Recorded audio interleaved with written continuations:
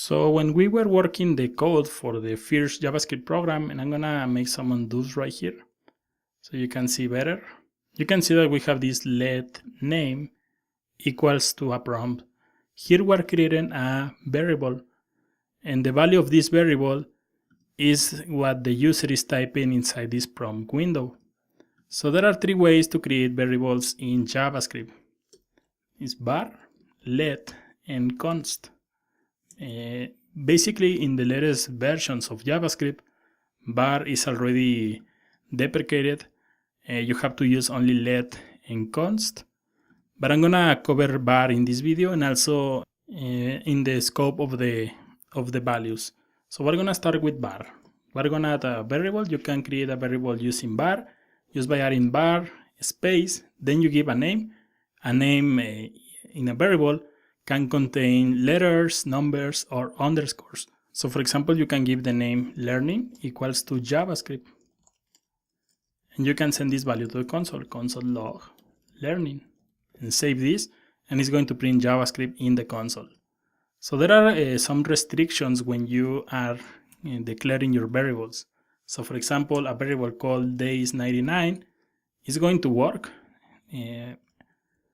equal to 99, something like that. Console.log days99. Save this, you can see it's printing 99. But for example, let's say that you add something like 99 days, or any variable starting with a number is going to cause some errors. So for example, let's say that I want to send this to the console. So you can see that we have invalid or unexpected token. A variable can contain numbers, but it cannot start with a number, so that's important. Also, for example, let's add var underscore products, and I'm gonna send to the console. And let's add something like equal true. And I'm gonna copy this and paste right here. You can see this is working. A variable can start with an underscore. And also, for example, you can add something like products and underscore equals to 10. This will also work. But in my opinion, writing the variables like this can be a little confusing. So we can remove this. So you can see here on the top we have this learning equals to JavaScript, and we have JavaScript inside single quotes. For example, let's say that you add something like var learning. You can also add JavaScript with double quotes like that, and it will work just fine. But something that you cannot do is to add single quotes at the beginning, then double quotes at the end. That will cause you some errors. You can see that we have invalid or unexpected token. So if you start with single quotes, finish your strings with single quotes. If you decide to start with double quotes, finish this with double quotes, but never mix your quotes like this. So for example, there are some times when you are working with variables and the name contains more than one word. For example, variables with 2 or more words. There are some ways that is recommended to write these variables. So for example, you can add something like var first name. This is the recommended way. I'm gonna add Juan Pablo in this case. So this is known as camel case, and this is the more standard way of writing variables in JavaScript. You can see that this n is with uppercase. So let's continue working. There is another way. You can add, for example, first underscore name and create that variable.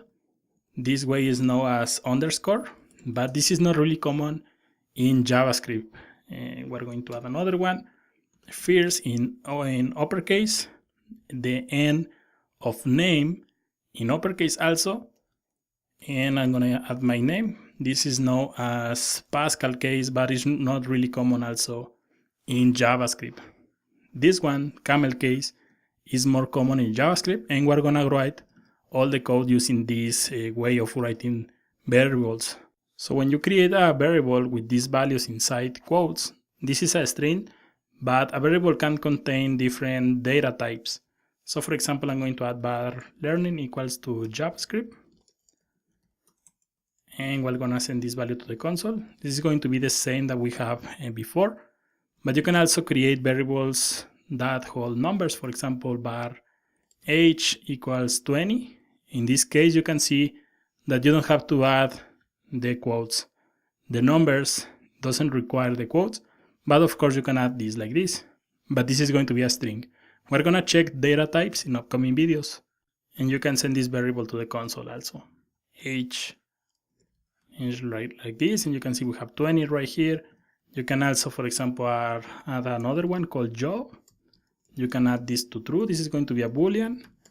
Job like this is going to be true.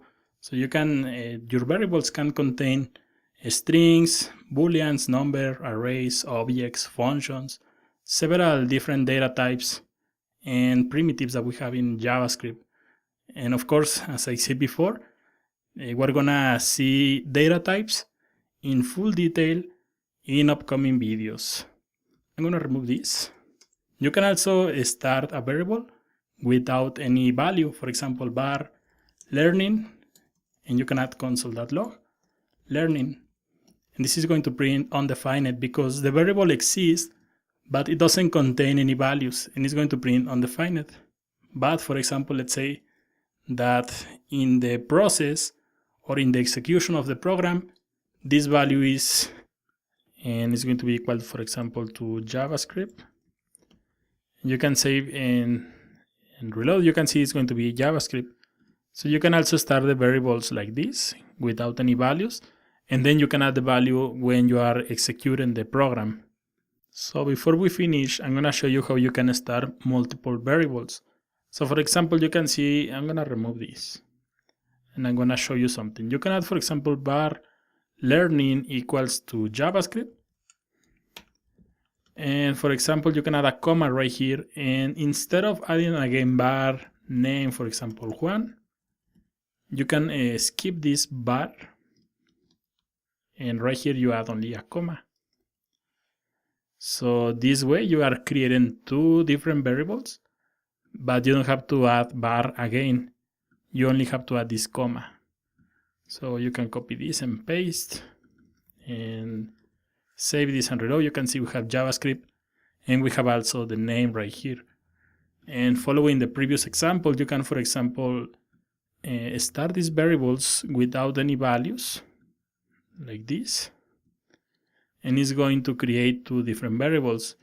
Just in case that you see the syntax in any example on the internet, and these variables are, or this is the way you can create multiple variables. You can add another one, for example, age. So right here we have three different variables, and of course none of these has any value. You can add the value right after. You can add learning, JavaScript, and name, Juan, and you can add your age, for example, and save this. And we're missing the age like this, and it's going to print the three values. So you can also use this syntax to create multiple variables with or without any values when you create the variables. So one of the main problems using var is that you can add, for example, something like var learning equals to a modern JavaScript and send this value to the console log learning. This is going to work fine. But for example, if you add var learning again and you add JavaScript, and it's going to print the last value. And normally this is not exactly a good practice, because you can see we're creating two different variables with the same name. And in the next video, we're gonna see the let keyword, which is going to be the new way that you can create variables.